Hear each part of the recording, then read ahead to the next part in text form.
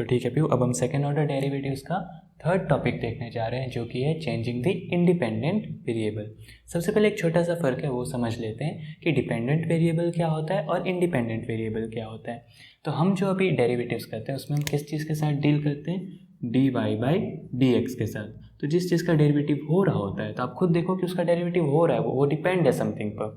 तो y को हम कहते हैं डिपेंडेंट वेरिएबल, और जो x है जिसके रिस्पेक्ट में हम डेरिवेटिव करते हैं उसे हम कहते हैं इंडिपेंडेंट वेरिएबल। ठीक है, तो बस अब इसी चीज़ का हम यूज़ करते हैं और इस पूरे टॉपिक को समझते हैं। तो सबसे पहले जो स्टैंडर्ड फॉर्म हम पढ़ते हैं उसकी बात करते हैं। सो जो स्टैंडर्ड फॉर्म होती है किसी भी differential second order differential equation की, वो हम कैसे पढ़ रहे हैं अभी, d square Y by D x square plus P d Y by D x plus q is equals plus q y is equals to r. ठीक है, और हम बिल्कुल ही अच्छे से जानते हैं कि जो पी क्यू और आर है वो या तो कांस्टेंट भी हो सकते हैं या फिर किसी भी फंक्शन ऑफ एक्स भी हो सकते हैं। लेकिन हम ये चीज़ जानते हैं कि अगर वो फंक्शन ऑफ एक्स के बदले कोई कांस्टेंट होता तो बहुत अच्छा, जो हम सबसे स्टार्टिंग में पढ़ते थे ऑपरेटर्स, मान लो C F A P I, मतलब सबसे बेस्ट कब होता है, जब पी क्यू आर कॉन्स्टेंट हो। और सिचुएशन बिगड़ती कब है, जब वो वेरिएबल के फॉर्म में हो। तो हमारा बेसिक आइडिया यही होता है कि ये जो पी क्यू आर असल में वेरिएबल्स के फॉर्म में होंगे, हम उसे कांस्टेंट में कन्वर्ट करेंगे। पूरी प्रोसीजर समझते हैं। तो चेंजिंग द इंडिपेंडेंट वेरिएबल मतलब हमें चेंज कर रहे हैं किसे, एक्स को। तो हम करते क्या है, बेसिकली हम मानते हैं let z be a function of x। हम एक z फंक्शन को इंट्रोड्यूस करते हैं जो किसी फंक्शन ऑफ x को शो करता हो। ठीक है, अब हम यहाँ से अपना पूरा सॉल्यूशन चालू करते हैं। तो सबसे पहली बात, नाउ अगर मैं d Y by D x की बात करूँ तो क्या मैं उस चीज़ को ऐसे लिख सकता हूँ, d Y by D Z into D Z by D x. इसको नाम दे दो इक्वेशन नंबर 1। y का डेरिवेटिव x के रिस्पेक्ट में हो रहा था तो वो किस में चेंज हो गया, y का डेरिवेटिव z के रिस्पेक्ट में और फिर z का डेरिवेटिव x के रिस्पेक्ट में। क्लियर। अब मैं इसी चीज़ को डिफ्रेंशिएट करता हूँ with respect to x। So differentiate with respect to x। So d Y by D x का डेरिवेटिव क्या हो जाएगा, d square Y by D x square, और दूसरी तरफ क्या आएगा, derivative of this whole thing d Y by D Z into D Z by D x. Clear. अब डेरिवेटिव है तो आपका वो लग जाएगा प्रोडक्ट रूल, एक बार आप इसके साथ डेरिवेटिव करोगे, एक बार आप इसके साथ डेरिवेटिव करोगे। तो जब इसके साथ करोगे तो आप कभी कर नहीं पाओगे, तो d by D x of d Y by D z और D Z by D x as it is, plus D Y by D z as it is, और किसका डेरिवेटिव कर दोगे आप एक्स के रिस्पेक्ट में, D Z by D x का। Clear है आपको। चलो, अब इसका डेरिवेटिव x के रिस्पेक्ट में नहीं हो सकता है बट z के रिस्पेक्ट में हो सकता है। तो d बाई डी जेड और dy बाई डी जेड, और क्योंकि मैंने dz यहाँ डाला है तो dz निकालना पड़ेगा और dx जो कि मैंने यूज़ ही नहीं किया उसे नीचे रखना होगा। क्लियर है। और ये वाला, अब ये वाली टर्म एज इट इज़ यहाँ पे dz by D x. Clear. Plus dy by D z as it is into, अब x के रिस्पेक्ट में इसका डेरिवेटिव तो हो जाएगा d square Z by D x square. Clear है यहाँ तक। चलो, अब देखो इस चीज़ का डेरिवेटिव किसके रिस्पेक्ट में हो रहा है, z के, ये भी हो जाएगा। तो यहाँ पे हमें क्या मिलेगा, D square Y by D Z square into, ये दोनों सेम टू सेम है तो वो किस में कन्वर्ट हो जाएंगे, d Z by D x the whole square, plus D Y by D Z into D square Z by D x square. ये किस चीज़ की वैल्यू मिल चुकी है आपको, d square Y by D x square.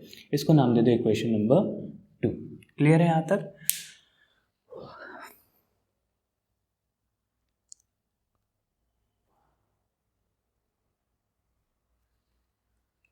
चलो, अब इसको आगे कंटिन्यू करते हैं। तो हमें जो पहला डेरिवेटिव है वो ऑलरेडी यहाँ पे मिल चुका है, मतलब D Y by D x की वैल्यू मिल चुकी है, और यहाँ पे हमें D square Y by D x square की वैल्यू मिल चुकी है। तो हम बेसिकली क्या करने वाले हैं, ये वैल्यू और ये वैल्यू अपने ओरिजिनल स्टैंडर्ड फॉर्म में इन दोनों की जगह रिप्लेस कर देंगे। आप देख सकते हो वो रहा सेकेंड डेरिवेटिव और वो रहा पहला डेरिवेटिव, उन दोनों की जगह हम इनकी जो नई वैल्यूज आई है उसे पुट करके देखते हैं कि क्या फ़र्क पड़ता है। तो यहाँ से अब यहाँ आ जाते हैं। तो D square Y by D x square की जगह मैं अब ये वैल्यू लिखूंगा, तो मुझे क्या मिलेगा, D square Y by D Z square into D Z by D x the whole square, plus D Y by D Z into D square Z by D x square. Clear है। Plus अब p times क्या था, dy by D x, तो उसकी जगह क्या आ जाएगा, dy by D Z into D Z by D X, ये भी ठीक है, प्लस का Q Y and that is equals to R. चल यहाँ तक तो वेल एंड गुड। अब जो हमारी ओरिजिनल स्टैंडर्ड फॉर्म है डिफरेंशियल इक्वेशन की, वो क्या कहती है, y का डेरिवेटिव x के रिस्पेक्ट में, मतलब सेकंड ऑर्डर का, फिर पहले ऑर्डर का, फिर y और फिर निकल जाए। वही चीज़ हम यहाँ पे ऑब्टेन करेंगे, बट जो पहले डेरिवेटिव x के रिस्पेक्ट में हो रहा है, अब उसकी जगह हम z के रिस्पेक्ट वाले टर्म को ज़्यादा वैल्यू देंगे। तो ये देखो, D square Y by D Z square ये रहा, D Y by D Z ये रहा, D Y by D Z ये रहा। तो हम एक काम करते हैं, इसको अलग अलग लिखते हैं। तो हमारे पास क्या आएगा basically, d square Y by D Z square किससे मल्टीप्लाई हो रहा है, d Z by D x the whole square. इन दोनों में से मैं ये चीज़ कॉमन ले लेता हूँ, तो अंदर क्या बचेगा, D square Z by D x square plus P D Z by D X multiplied by D Y by D Z. Last में बचेगा प्लस का Q Y and that is equals to are.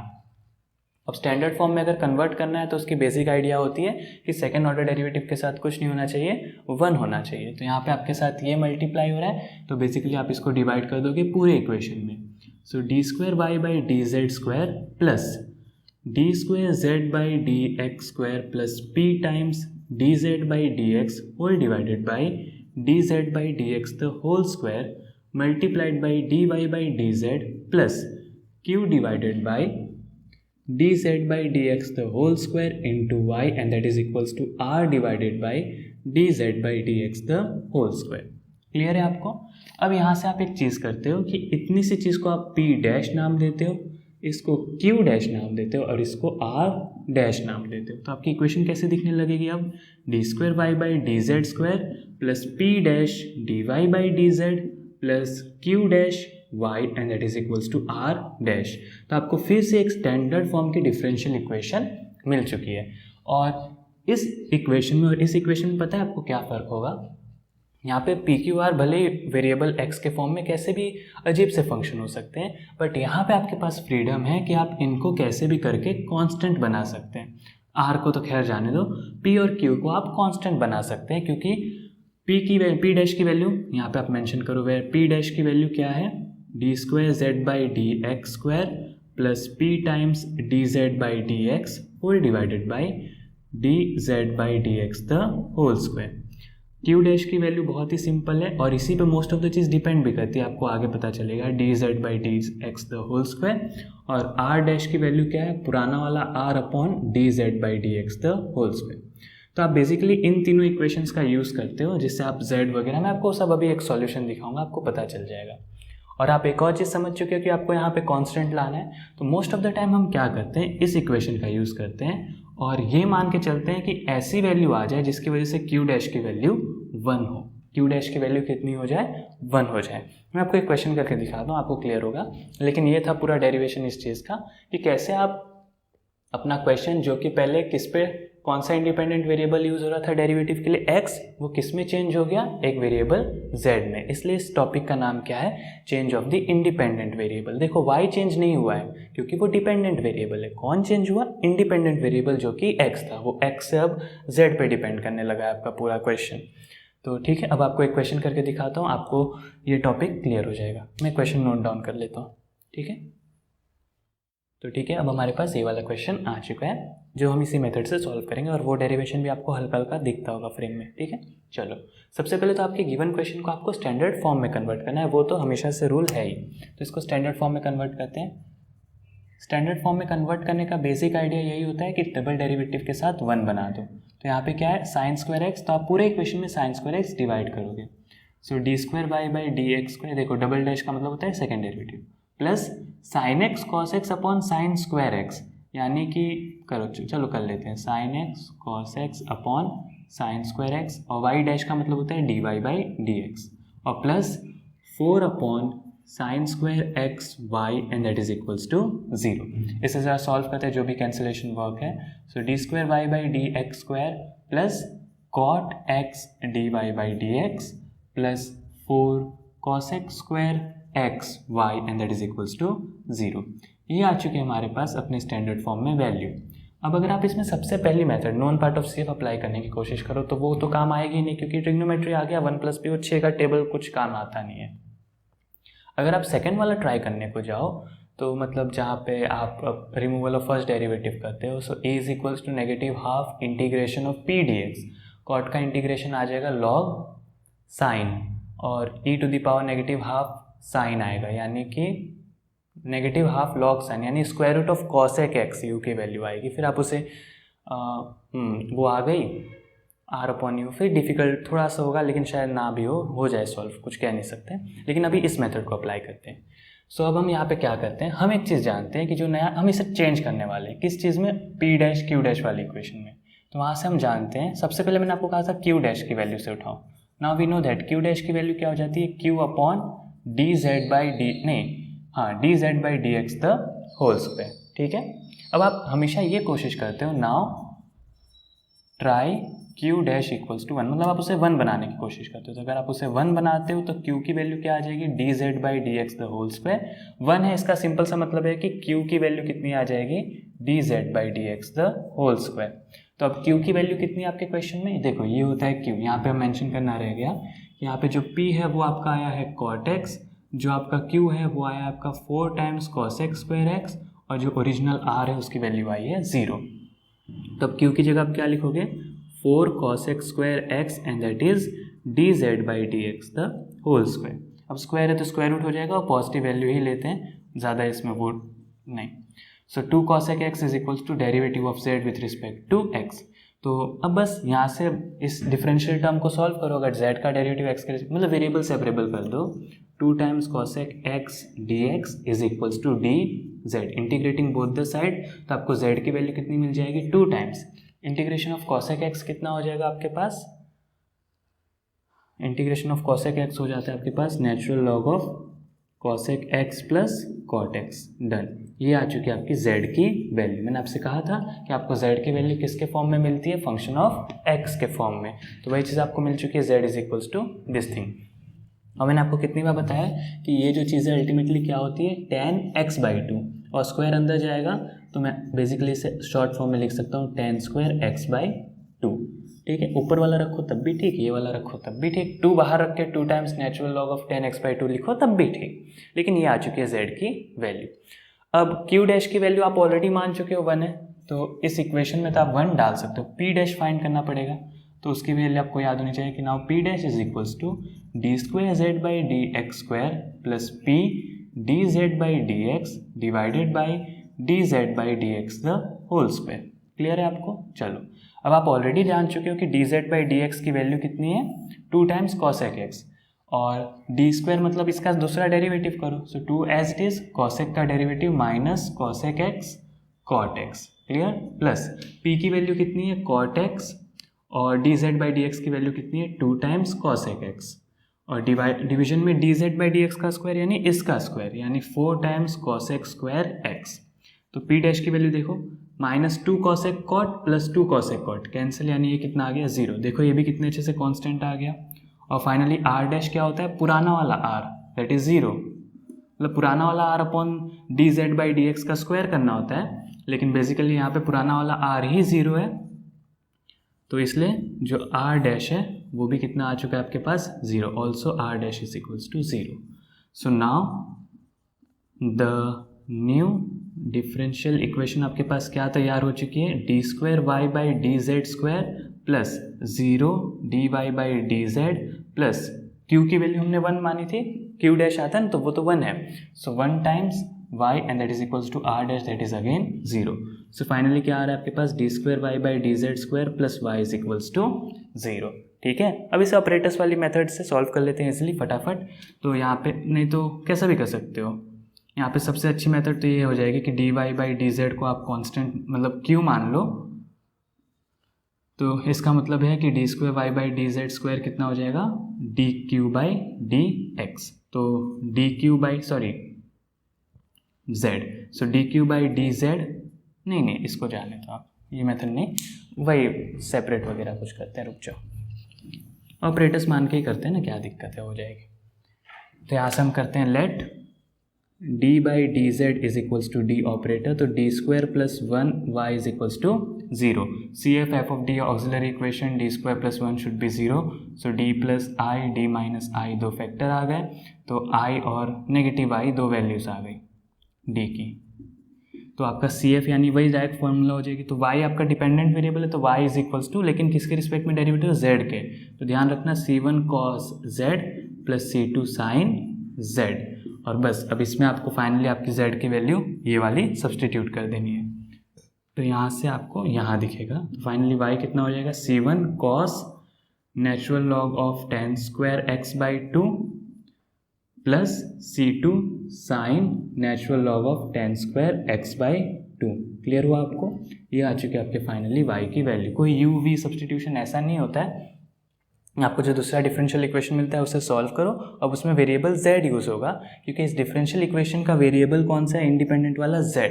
और जैसे ये solve होकर जो भी आपको आंसर आ जाए उसमें जो z है और जो पहले आप ऑलरेडी z की वैल्यू x में फाइंड कर चुके हो वो सब्स्टिट्यूट कर देनी होती है, वही आपका आंसर हो जाता है. और बिल्कुल भी लिखना ना भूलें, where C1 and C2 are arbitrary constant. Clear हुआ आपको. अभी भी थोड़ा सा डाउट होगा, लेकिन बस एक क्वेश्चन और आपका ये टॉपिक बहुत क्लियर हो जाएगा. कुछ नहीं करना होता है, ओरिजिनल क्वेश्चन को लो, उसे स्टैंडर्ड फॉर्म में कन्वर्ट करो, उसमें P, Q और R को फिगर आउट करो. फिर आप इस इक्वेशन का, उसको आपको पता है कि आप उसको नए इक्वेशन में लिखने वाले हो. किस इक्वेशन में लिखने वाले हो, इस इक्वेशन में. और इस इक्वेशन में लिखने के लिए आपको किस किस चीज़ों की वैल्यू चाहिए, आपको P डैश की वैल्यू चाहिए, Q डैश की वैल्यू चाहिए और R डैश की. तो सबसे पहले आप Q डैश से चालू करते हो और उसको आप 1 मान लेते हो, और उसको 1 मानने की वजह से जो आया वो आपका Z का वैल्यू. अब इसको 1 मानने की ही प्रोसीजर में आपको dz बाई dx की वैल्यू मिल चुकी होती है. बस उसी की हेल्प से आप P डैश की वैल्यू फाइंड कर सकते हो. इसका डेरिवेटिव कर दो तो वो यहाँ पुट हो जाएगा, ये वैल्यू एज इट इज़ यहाँ पुट हो जाएगी और उसका स्क्वायर नीचे पुट हो जाएगा. और यहाँ पे जो P यूज़ हो रहा है वो तो क्वेश्चन नहीं आपको दे दिया, सॉल्व करो. 0 आया है, मोस्ट ऑफ द केस में यहाँ पे 1 2 3 नंबर्स आते ही हैं. वैसे तो कुछ ना है स्पेशल केस है तो हम साथ में देखेंगे. और R डैश की भी वैल्यू आपको पता ही है, हमने यहाँ पे देखी थी. R डैश की वैल्यू क्या हो जाती है, पुराना वाला R upon dz by dx का स्क्वायर. तो वो भी वैल्यूज डाल के आप फाइंड कर सकते हो. जैसे यहाँ पे साइन x होता है तो यहाँ sine x upon 2 times cos x square X, ऐसा कुछ हो जाता. आप समझ रहे हो. और फिर ये तीनों मिल जाने के बाद से P dash Q dash R dash आप अपनी इस न्यू इक्वेशन को बनाते हो, और इसे एज अ डिफरेंशियल इक्वेशन जो सबसे पहले हम करते थे कांस्टेंट बनाने की, तो हम कोशिश ही कर रहे हैं. तो यानी हम सबसे पुराने वाली चीज़ पे पहुंच रहे हैं, उसकी हेल्प से आप इसे आगे सॉल्व कर लेते हो. क्लियर हुआ आपको. और एक बार ये सॉल्व हो गया तो आपको z के फॉर्म में आंसर मिलती है. z को वापस से x का जो भी फंक्शन था उससे रिप्लेस करके वो आपका फाइनली आपके ओरिजिनल क्वेश्चन का आंसर आ जाता है. ये जो आता है इस डिफरेंशियल का आता है, लेकिन ये काम की नहीं है. आपको उन्होंने ये क्वेश्चन दिया था तो आंसर भी आपको उसका देना है. समझ गए आप. तो ये था पूरा इसका प्रोसीजर. हम एक क्वेश्चन और करते हैं, फिर नहीं इसके मेरे हिसाब से मैं आपको 2 या 3 क्वेश्चन और कराऊंगा, लेकिन अभी आज इस शर्ट में मतलब आज के दिन इसका एक और क्वेश्चन करा देता हूँ, फिर आपको ये topic clear almost 80 to 85% clear हो जाएगा. तो ठीक है प्यू, अब हम ये सेकंड क्वेश्चन देखते हैं और इसी टॉपिक से सॉल्व करेंगे. ओके, सबसे पहले इसका स्टैंडर्ड फॉर्म लिखते हैं, और ऑलरेडी स्टैंडर्ड फॉर्म में क्योंकि यहाँ पे 1 है, चलो कोई बात नहीं. तो उसका स्टैंडर्ड फॉर्म जो है वो क्या आ जाएगा हमारे पास, d square Y by D x square plus 2 upon x d Y by D x plus a square upon x की power 4y and that is equals to 0. ये आ चुके हमारे पास इसकी स्टैंडर्ड फॉर्म. और यहीं से अगर हम कंपेयर करें तो हमारी p की वैल्यू कितनी आ जाती है 2/x, q की वैल्यू कितनी आ जाती है ए स्क्वायर अपॉन एक्स की पावर 4, और r की वैल्यू है तो 0 है. अब इनकी हेल्प से हम p डैश q डैश और r डैश फाइंड करते हैं. सो नाउ सबसे पहले हम किसकी वैल्यू से चालू करते हैं, q डैश की. तो q डैश की वैल्यू कितनी होती है, q upon dz by D x the whole square. Let हम क्या कर लेते हैं, q डैश की वैल्यू को 1 अपनी तरफ से ही मान लेते हैं, और यही उसमें पुट हो जाती है डायरेक्टली क्योंकि हम 1 मान रहे हैं. अब इसके 1 रखने की वजह से क्या हो जाता है हमारे पास कि dz बाई डी एक्स के स्क्वायर की वैल्यू आ जाती है q. So dz by D X क्या हो जाएगा ultimately square root of q. So dz by D X कितना हो जाएगा, स्क्वायर रूट ऑफ q यानी square root of A square by X की पावर 4 यानी a अपॉन एक्स स्क्वायर. ये आ चुके हमारे पास किस चीज़ की value, dz by D x की. वेरिएबल सेपरेट कर दो, dz हो जाएगा a by x square d x, और integrating both the side z की वैल्यू आ जाएगी negative a upon x. Done. यहाँ पे हमारे पास z की वैल्यू आ चुकी है, इसको नाम दे दो इक्वेशन नंबर 1।